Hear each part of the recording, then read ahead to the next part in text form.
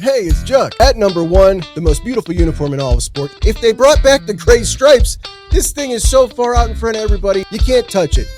We are not bemoaning the noon kickoff. We are now owning it. It's a badge of honor. We're the lunatic fringe that defines our coach's legacy when it comes to this game. They don't get to define that outside the family. We're cut from a different cloth for Ohioans. Do I want Michigan to beat Oklahoma? No way in hell. I don't know what world I'm living in. This is insane to me. And if you saw my outburst, I apologize. It's showtime now. And welcome in, it's your friend Juck. It is now officially Hate Week, and as such, we will be having several guests on this week to kind of ramp up the coverage. We start immediately after Ohio State just dispatched Rutgers 42-9 with proud Buckeye, former Ohio State baseball player. Got his start at the Lantern, certainly found his calling as he's crushing it now. CNN's Chief Domestic Correspondent, Phil Mattingly. Phil, how we doing, buddy? I'm good, man. I'm ready to go. This is the most important week of the year, every single year, regardless. And you feel it probably right about the third quarter. Yeah, when we had to stop worrying about Rutgers, maybe catching us on an off day. It was okay. It's time. It's time. So I feel, I don't know, an obligation maybe to hit on Rutgers a little bit, kind of a pretty clunky first quarter, second quarter, which maybe you'd expect without JJ and Carnell, but I still expected it to look a little crispier than it did. The run game got on and popping, but we didn't see much Mylan Graham, didn't see a ton of Bryson Rogers, some David Adolph dropping a ball here. Max Clare got cooking. Any takeaways from you in that first half? Uncomfortable enough for me to be as profane as I usually am in big games in front of my children, which isn't what I was expecting, especially in this particular season with Rutgers. Felt a lot better about the running game as it developed in the second half. Always happy when Max Clare is getting touches because he's going to have to end up being huge at some point in the playoff, I assume.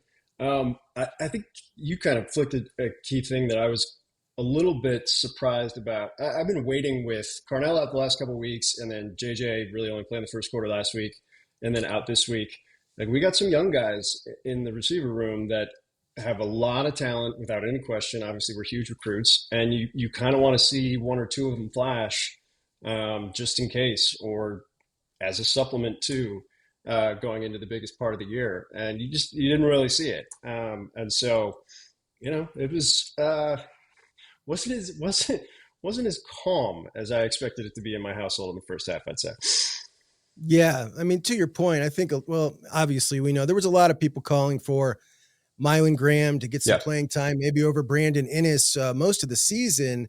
And, we kind of saw him against UCLA, 8 targets, and there were 7. He only caught 3 balls, and it looked a little discombobulated. And I kind of felt in that post-game show like, 5-star athlete, I think he's still got a ways to go. And then today, doesn't get a lot of snaps. They asked Day in the postgame about it, and he basically just kind of alluded to we need to see more consistency out of him. And he's not hopping over David Adolph. He's certainly not hopping over BI, who had a sensational touchdown catch today. That was a fantastic one. Yeah. But you are from the Toledo area, which is obviously the battle zone, the point of demarcation. Yeah. You graduated from Ohio State in 2006, is that right? That's right. Yep. And played baseball for the Buckeyes. Played baseball for the Buckeyes. I tried and explain. I took my 10-year-old back to his first game at the Shoe for Penn State this year, and was trying to explain to him that when I came in, my student athlete freshman orientation room, I was sitting next to Troy Smith. Maurice Clarett was a table away. Bobby Carpenter, Nick Mangold, and AJ Hawk and Mike Nugent were all at the table right next to us. And so it's awesome to watch how all those guys developed, obviously, in their careers at Ohio State, but then further on. And the look my 10-year-old gave me, even as I was pointing at Troy Smith's name in the stadium, was like, what are you talking about? And then I realized I was old, that I'm really, really old. And I was like, okay, dude. I got it. That's okay. I'll take that. No, it's fine. I thought you were about to say you were a superhero. No, I could not be less impressed. He's like, that's great. Have you heard of Julian saying? I'm like, yeah, dude. I got it. You're the reason, or I'm the reason you love this team. So come on, show some respect. So in that era, right? Like you are at school as an athlete, a huge Buckeyes fan during the time where this rivalry gets taken over by Ohio State after a really, really dark time, and things are kind of cooking. As we look at it now, that's kind of where they're at right now. You obviously had an unbelievable time to be a Buckeye, but things have obviously flipped on their head. We haven't seen a win on the field since 2019, which blows me away every time I say that. I don't want to say it anymore. How are you feeling this week? Obviously, you haven't had much time to think about it, but I'm sure you've been thinking about it for a couple of weeks, as I have been. How are you feeling about them, about that team, about Bryce Underwood? What are your thoughts initially before the real nerves start picking up here in a couple of days? I mean, I'll preface with the fact that I'm thinking about this game all season, every single week. And it's sadistic, but I think it's actually more par for the course, at least amongst the Ohio State fans that I know, which is every Saturday evening, I'm mentally comparing what Michigan did as I was watching their game with what we did and how I think they're going to match up 10, 11, 12 weeks later.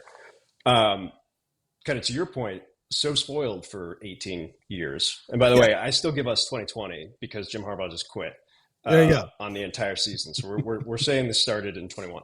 I, like most people, I assume, was severely rattled last year after the game. That was the most lopsided on paper / performance every game leading up to that, to the big game, that I think the rivalry had been, certainly since I've been paying attention to it, in terms of how much better Ohio State was than Michigan.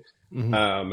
And it made me convinced that a couple years prior, I can't remember which game it was, probably 22 maybe, whenever it was in the shoe, and it wasn't McCarthy, it wasn't their national championship year, so it would have been the year before. And Ohio State should have stomped on their neck in the first half. And Michigan ended up getting out of the first half unscathed, a couple errors, just sloppy play.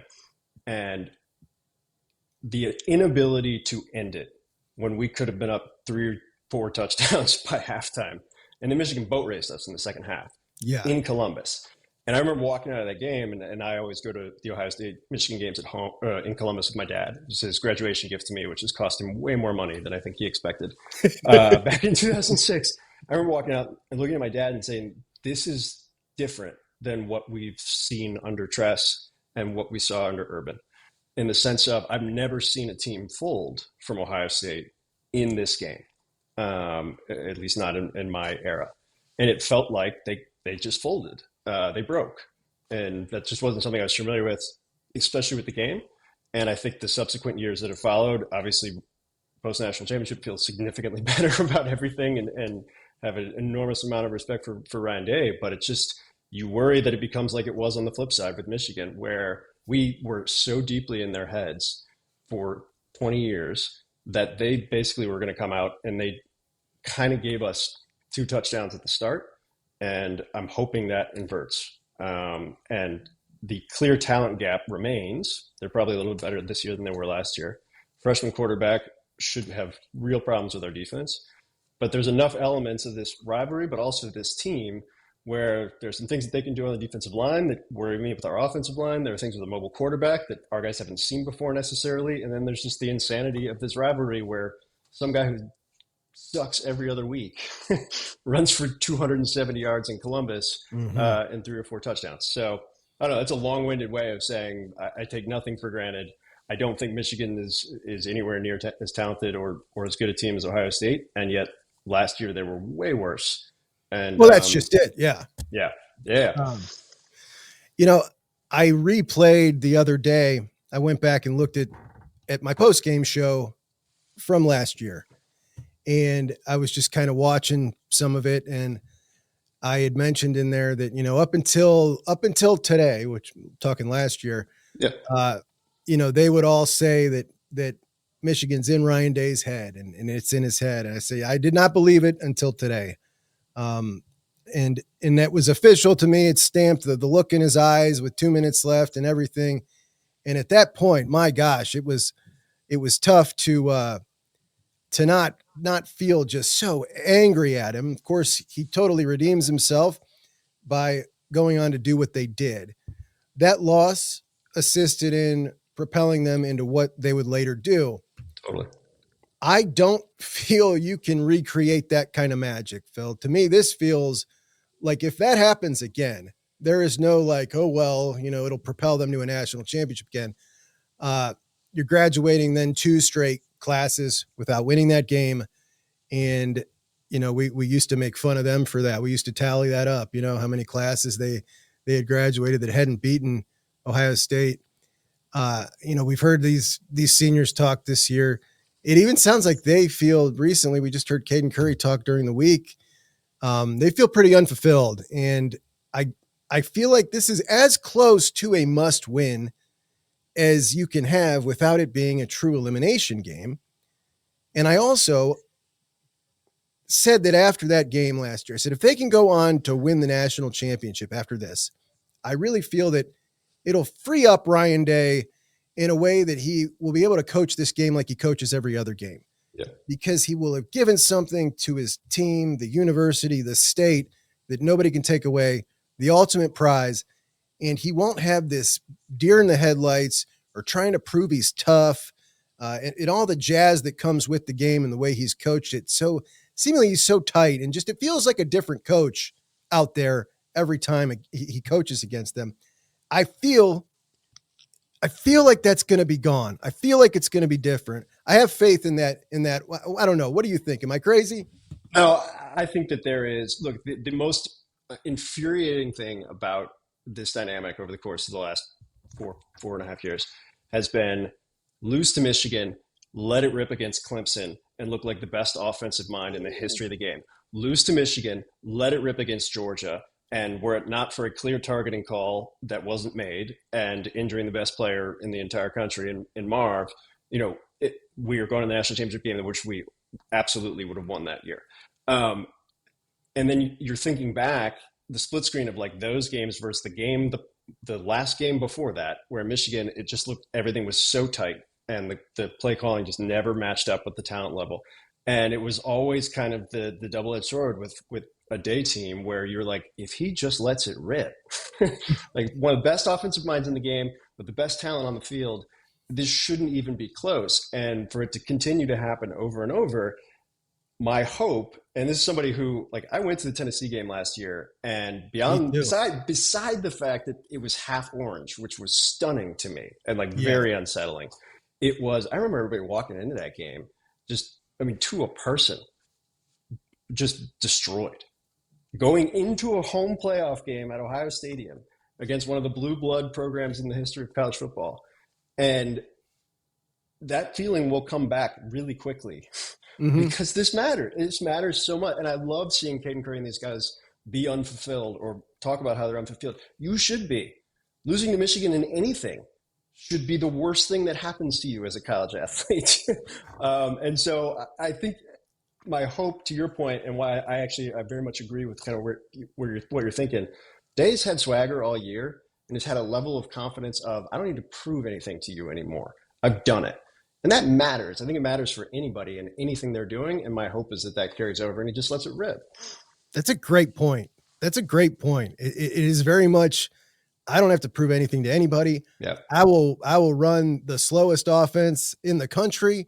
I don't care what you say about how many points I win by. By the way, 9-1-1 against the spread this year. Yep. But I don't need to press to try to get my quarterback the Heisman. Like, I'm not doing any of it. I'm not playing the game. This is about one thing, and he's just repeated the mantra: win the game, win the game. Every the question, win the game. And it is a totally different feel. It really is. The confidence feels just so up there.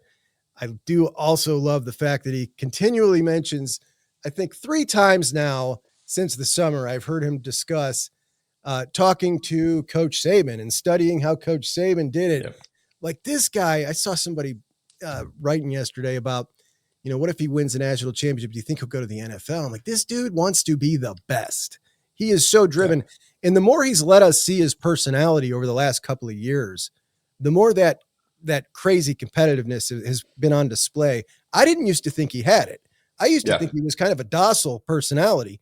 He was hiding it, and he did a really good job at hiding it. This guy is a competitive monster. And, when we look at all the people out here, and I don't know if this is either people coping preemptively or they really believe this, but I argue with them every day. Not every day, but often, trying to tell me that this game has so much less meaning. In the context of the playoffs, sure, it does. It does have less meaning in the context of the playoffs. Tell that to Ryan Day or any of those players. Like, it doesn't have any less meaning to them. It certainly doesn't have any less meaning to people our age. There's a lot of young people who say this. I heard just yesterday that this game, all the pressure is on Michigan. Like, I'm like, you're out of your mind, dude. They lose this game. There is no big rebound going into the playoffs. But that Tennessee game, man, wow, I got to hit on that. So I went to that game too. In that period between the end of the game to the Tennessee game, the strangest 3 weeks of my life as an Ohio State fan, particularly doing the show and interacting with so many other Buckeye fans, the level of crazy negativity, anger, and depression. And there's another thing too. Yeah, it means less. Sure. That was such a strange feeling as the team was heading into the playoffs. And like you said, and there's people that argued with me who didn't go to that game, man, because they didn't like the fact that I put the number at 35% orange in the stadium. And well, they're showing me TV clips. Look, man, I was there. I'm telling you, it was that bad and it was embarrassing, but I think that it kind of propelled us Buckeye fans in the stadium to have some pride. And it actually felt like one of the loudest crowds I've ever seen in Ohio Stadium. And it was one of my favorite games ever. I mean, it was, having thought a tremendous amount about this because I cared way too much about these things. The first touchdown to JJ, where you realize it was, I feel like everybody was sensing the same thing of like, oh, this is the let it rip Ryan Day type of team today. This is what we're going to do. And I loved that team so much because of the leaders on it and because of the spirit, quite literally from a faith point of view, but also just spirit in terms of how they viewed the meaning of being a Buckeye football player, of being a representative of Ohio State. Like, you wanted them so badly to figure it out. And once it clicked, once that first touchdown to JJ in the left corner of the end zone hit, you're just like, it was like everybody released 3 weeks, the worst 3 weeks of their life, onto Nico and team's head for the remainder of the game. And it was probably the most like pure bliss I felt walking out of a game. And I was there in 2002. I was there in 2016. I was there, like, all the games that I've been to at Ohio State, probably 50 or 60, and some really awesome games. And that one was the most satisfying win, because you could also see it too. Like, when we were walking out, everybody had the same feeling, which is like, oh, we're about to be on one for the next 4 or 5 weeks. Like, all text chains were like, we got to go to Pasadena. We got to go to Dallas. We got to January 20th national championship game. It's inauguration. And I'm sitting here like, how can I figure out a way? Like, if you remember, it was like freezing cold in DC. So they moved the inauguration inside. Had they not done that, so it ended up being a longer day, I was trying to figure out how to get the last flight from DC to Atlanta to be able to walk into the stadium right around kickoff. Like, that's how, like, it just felt like to go from death to the peak of life in like a 4 or 5 week experience. And that was kind of the Tennessee game was what did it all, you know? You are a certified psycho. We love it. You're in the right place. When I look at this team coming into the year, I mean, opinions were all over the place. And in fact, there was a lot of Ohio State fans who kind of had accepted the fact, all right, we're going to lose to Texas and that's going to be okay. So long as you win the game and maybe make the playoffs, I'm going to be content. There were some folks who thought maybe this would be the year that you drop back to a 3-loss team with everything you lost and a new quarterback and so many new starters on the defense. And they were going to be okay with that. There was not any real consensus, and I don't think a lot of people through our circles really thought that this team was going to be one that could realistically compete at the highest level for a national championship this year. What were your thoughts coming in? That the Texas game was reflective of what it would be like for most of the season. And I remember I went to the Texas game and I remember sitting there watching, saying, and feeling like it was going to be a season where we were perpetually frustrated by the fact that we were protecting a freshman who had real talent and would flash it and to JJ or to Carnell and would be like, that's it, let him go. And we just never would let him go. I think that I was actually not too bothered by Jim Knowles leaving. I think, and I don't think I'm the lone Ohio State fan who wasn't like always the hugest Jim Knowles fan, which doesn't kind of explains my insanity because like his results merit you liking him a lot. He kind of always frustrated me a little bit for some reason with their defenses. And I have a lot of like Michigan friends who were Lions fans who, when we hired Patricia, this is actually on my list to talk to you about that. Yeah. Okay. And we're just like yeah. And like, and you just forget like, okay, like he didn't necessarily have a great run with the Lions, but like the dude is an elite Hall of Fame level defensive coordinator. And so I didn't focus on the right things. I considered the, new quarterback, all the leaders are gone.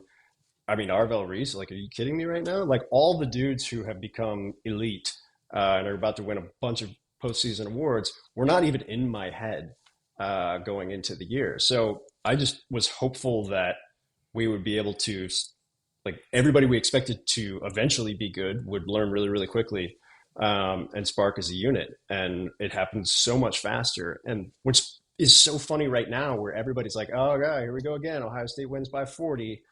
Julian Sayin can't be in the Heisman conversation because he's not exciting and all this stuff. And it's like, dude, 15 weeks ago, like no one would have thought that. So yeah, it's probably been one of the more relaxing seasons that we've had, which of course creates its own concerns heading into the big stretch ahead. Right. The Sayin conversation with the Heisman drives me absolutely insane because when we look at Marcel Reed and Mendoza as two top competitors, these guys have back-to-back weeks where they get their team down by 1,000,000 points, come back and win in the second half. And that's supposed to be some huge accomplishment, Heisman moment. And great, fantastic that you did that. Julian Sayin just doesn't let that happen, and he gets penalized because he's boring. When we look at the stats, there's only one guy of these three who is putting up any kind of unique statistic, and it's Sayin, who literally still is on pace to set the all-time single season record for accuracy, which is just ridiculous. When you are completing 80% of your passes, I don't care who your receivers are. Nobody said that about Joe Burrow in his Heisman season. I just feel like consistently Ohio State on the national scale has to live up to a different standard than everybody else. I don't know if that's because I'm an Ohio State fan all my life. Maybe I feel like that, but it certainly seems like there are a lot of bullet points throughout the years, including penalties called against the team playing us, which now the fourth straight year Ohio State's in like 130 out of 135. It's like a different set of rules and standards for Ohio State players. A lot of people don't care about the Heisman. It's been too long. I want another number 10 to win it. He's definitely going to go to New York. Do you think that if he wins the game and beats Mendoza head to head, that he can still do it? Oh, I think that actually assures it. I mean, the one thing that the kind of, I guess, take a deep breath moment for me on the Sayin debate, because I'm equally as frustrated as you are about kind of how it's rolled out, is he's going to have the two biggest stages that you could possibly have in the next couple of weeks to have every moment that they're saying he doesn't have. The thing that infuriates me that he's in this place where he needs that in people's minds is he's got an 80% completion percentage and a 90 plus QBR. The dude's not throwing to the flats. Like the balls he throws, and seeing him in person at Penn State, I mean, there were 4 or 5 shots he took at Penn State, which are some of the best throws I have ever seen in my life. And it's like every single one of his throws downfield, like they are pushing it downfield. And yes, they have elite receivers, 2 of the best to ever do it. But if you watch where the ball placement is in between, especially when JJ's getting double teamed, or they're bringing somebody over the top, like he is able to put balls directly in their hands on stride every single time, 30, 40, 50 yards downfield. And it's like, well, yeah, but he's got those receivers and this, like, it's not, no, like the accuracy is because he's one of the best I've ever seen. Like since Burrow, I haven't seen anybody with ball placement like that. Silly. And it drives me insane. What was it? I think it might've been last week where I was just watching, it was like JJ's first touchdown last week, against UCLA, where like he literally put it just over the top of corner and safety who are converging. And JJ just like puts his hands out in the last second. Like that's elite ball placement for a freshman. And I feel like he gets punished because there's an assumption that he's not actually driving it downfield. There's an assumption that it's only because of his receivers. I think there's an assumption that like he's not flashy. He just kind of plays the game and doesn't say anything else and is getting punished for it. And that sucks. And it's not how it should be. Like he's a freshman. He shouldn't be talking. I don't want to see him rallying people on the field. I want him to know his place on the team. Like he's got leaders all around him. So I'm less enraged as I probably would have been. I saw some column like earlier this week that's like he has no business being in this conversation. And the lead of it is like, I haven't watched much Ohio State. I put it on the show. I was so pissed. And I was like, one of my buddies said it to me, and I was like, exactly, like that's it. Like there's this assumption that he's just like throwing dump offs and hitting people on the flats, and then JJ's making amazing catches. And it's like, no, dude, like watch this kid play. Like he's elite. When we look at this team, you've had so many kind of surprises pop out. Obviously, Arvell has turned himself into a top 10, if not top 5 pick. Yeah. You got Isaiah and Bo, a couple of freshmen running fantastic. So many different guys, even like Ty Malone, who was, wasn't really in the cards here. He ends up starting and, Edric took a step back, but he's coming back up now. Yeah. Austin Sierreveld, starting at left tackle and now excelling. Phil Daniels being brought in, back to Ohio after being passed over in recruiting, comes to Ohio in the transfer portal, wins the right tackle spot, and he's doing well. Will Smith Jr., who I think is behind only Caden McDonald in the best performance so far from the interior defensive lineman. Caden Curry showing like, man, did this guy always have this in him? Was he always this good? Should he have played more? But all these surprises, tons of great stories. What's your favorite one of all these?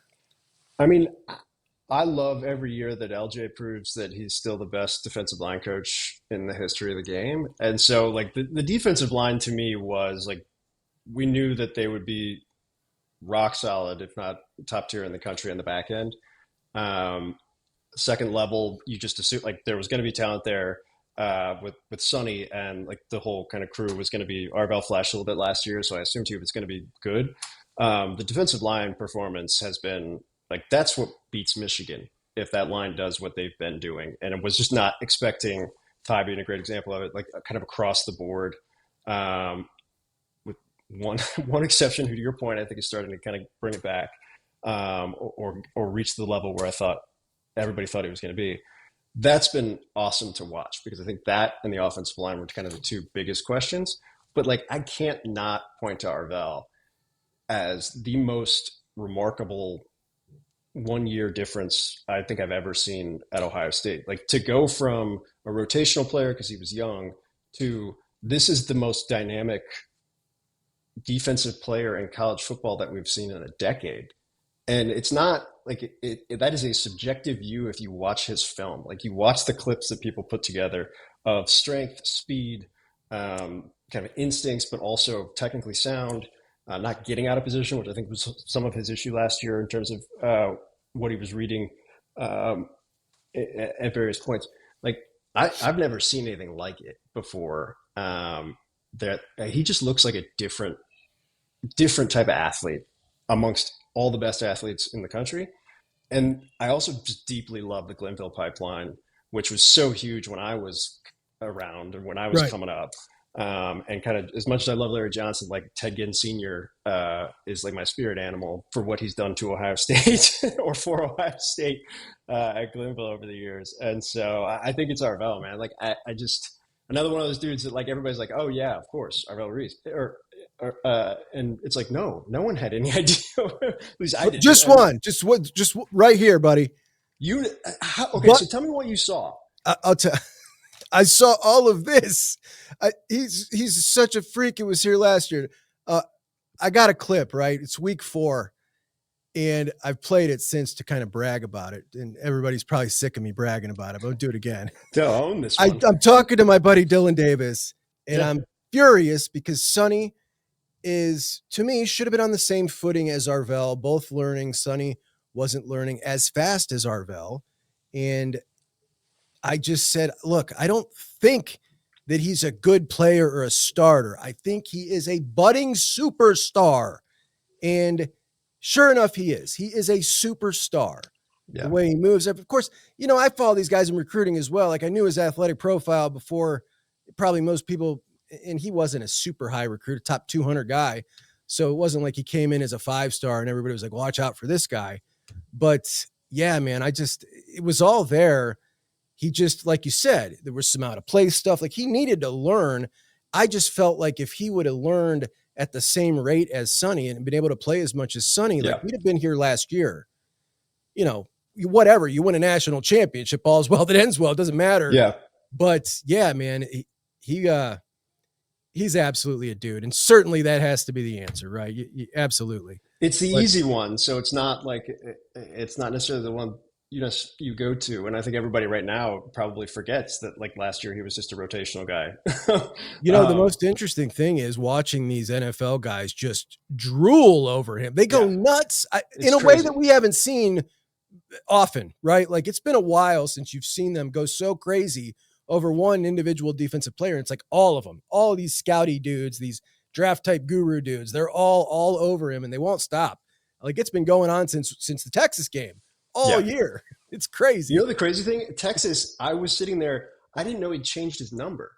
And so I'm sitting there and I'm like, who is this guy? That's AH, just baby. Wrecking everything. And I was like, I don't know who this kid is, but like, he's like, it was pretty, I was like, man, whoever we got from the portal is like amazing. And it was like, oh no, he just changed his number and put on 40 pounds and also is still running a 4.4. I was like, okay, this is going to be a good year. He's sick, man. He's nasty. I got one more question for you, Phil. Yeah. Now, as a guy in TV, I think that you are uniquely positioned to answer this question for us because this has been one that's been irritating a lot of Buckeye fans for a little while now. And that is, you obviously got the big noon situation, which, we end up getting 3 evening games this year. That's great. But, we want the big games on in the evening. And of course we get the contract that there basically is no limit to how many times they can put Ohio State on there. And that is what it is. And everybody's making big bucks. Okay, cool. But they recognize that Ohio State is kind of their golden goose right now. I mean, if it was somebody else in the conference, a Michigan or a Penn State who was as good as Ohio State, then it would kind of shift off to them a little bit. But it's clearly been Ohio State right now. And for the last few years, that's where they get the bulk of their ratings on Big Noon. And they talked when Ohio State was trying to move potentially the Texas game to Sunday, and they acquiesced. They said they would do it if Texas agreed. So it's clear that they value Ohio State as a partner. They don't want to go back to the drawing board with Ohio State angry, right? They don't want to do that. They want to concede as much as they can to keep Ohio State happy. And then we see them hire Dave Portnoy, and I guess the feeling is I don't understand and nobody understands. Now, why would you hire this guy who is a troll, not just to the fan base, but literally, Ohio State won't credential anybody from Barstool. Like this guy said really nasty stuff about Ryan Day. It certainly irked them. They hate it. And the bulk of your audience, I would think, even in that lead-in show for the majority of your games that are a lot of them Ohio State games, are people that can't stand this guy who's simply there to provoke Ohio State fans. And, I was at the Texas game. there he was provoking the Ohio State fans. Like, that's the shtick. And I feel like a lot of people are just like, what's the deal here? So from your background, explain to me why this is a good move. Because I don't get it. So I'll tell you a quick story, which will I think make you happy on some level. When I went to the Penn State game and I brought my 10-year-old back, a bunch of us, one of my buddies, former teammates, brought his 10-year-old back too. It was first time. We've been texting for basically 10 years, being like, when do we bring our kid back to this? Because the way we do game day is not, and we've done it the same way since we were freshmen in college. We probably can't do that. So we finally decided Penn State game, and a mutual friend who's in sports TV was able to hook us up with behind the scenes stuff for Fox. And that included being able to go wherever we wanted for the pregame show. And so we walk in super early, and I asked one of the guys, I was like, hey, do you guys have any coffee? It's like 8 a.m. or something like that. And they're like, yeah, just go upstairs to the green room. You guys have the passes to go in. Walk into the green room, and it's literally just Urban, Brady Quinn, Rob Stone. Gronk was there because he does a pregame thing. And so I back out because I'm like, I know enough to know I'm not supposed to be here. And the guy's like, no, you're fine. Like, go ahead. You got the pass. You can go in. So we walk in, and Portnoy's sitting there with all of his Michigan stuff on, as he does whenever he goes to an Ohio State game, even when they're not playing Michigan. And I go to get coffee and just kind of walk by him, go to get coffee. I turn around because Brady Quinn elbows me in the side and goes, is that your kid? And I turn around, I'm like, what? My son made a beeline for Dave Portnoy to just start talking smack to him. No way! About how Michigan sucks. And so I've never been more proud as a father. That's awesome. I feel like I've done my job already. He's only 10. And I walk over, and he was, I'll say this, he could not have been nicer to the boys. He was great to my son. And he looks at me and he goes, tell you what, man, the Ohio State fans have been fine to me this trip. Until I met your son, this is the biggest asshole I've ever met in my life. Yes, this is great. To answer your broader question, noon games suck. Noon games are a competitive disadvantage for us when we're playing a big game. Yeah. We should have Penn State at night. We should have Texas at night. That is the home field advantage. That is the best thing we can bring to the table. It is infuriating to me that we have not utilized that leverage, or if we've tried to, it hasn't been able to work. We should not be playing Penn State at noon. We should be playing Texas at noon. It hurts us as a team. It hasn't yet, but it will. Noon games are just different. I mean, today is not a big game, but it was a great example. When they were slow in the first half, I was like, well, I mean, half the student section probably wasn't even in there until midway through the first quarter. It's tough for noon games that don't matter. I think that there is a very clear line from Pat McAfee, the success he's had both in his independent universe, which also included Barstool at one point, but also what he's done for game day. And I think game day's ratings last year were the best they've ever been. I think there is a natural view in the competitive world of TV. It's like, okay, what can we do to match that, or who is our McAfee? And I think that was kind of the rationale for getting Portnoy. In terms of how we all feel about him, I mean, I think he exists to be the heel, and they're hopeful that just the hatred, and this probably isn't a bad bet. I will watch things that infuriate me just so I can hate watch them. I imagine there's probably some element of that. But I don't know, man. He was nice to my kid, and my kid talked trash to him. So I feel like we won on this season. That's kind of what I said. My wife's like, how's the trip? This is all I talked about. She's like, did anything else happen? And I was like, no, we just need to focus on the important things. My son trashed a Michigan fan, and not just any Michigan fan. No, that's Portnoy. That's an all-timer. That's an all-timer right there. So that's fantastic. Phil, this has been great. You're a certified Juckeye. Guys, Phil watches the Juckeye recruiting episodes. He stays up on it. So that's pretty cool. But I do appreciate you coming on, my man. You definitely are a diehard. I was okay. How much is he going to know? All right. You're all in, man. You're all in. We appreciate you. This has been a fantastic discussion. You're welcome on anytime. I really appreciate it, man. You do great work. Keep it going. As I told you, man, your energy is the absolute best. So appreciate the time. Thanks so much, brother. Have a great day.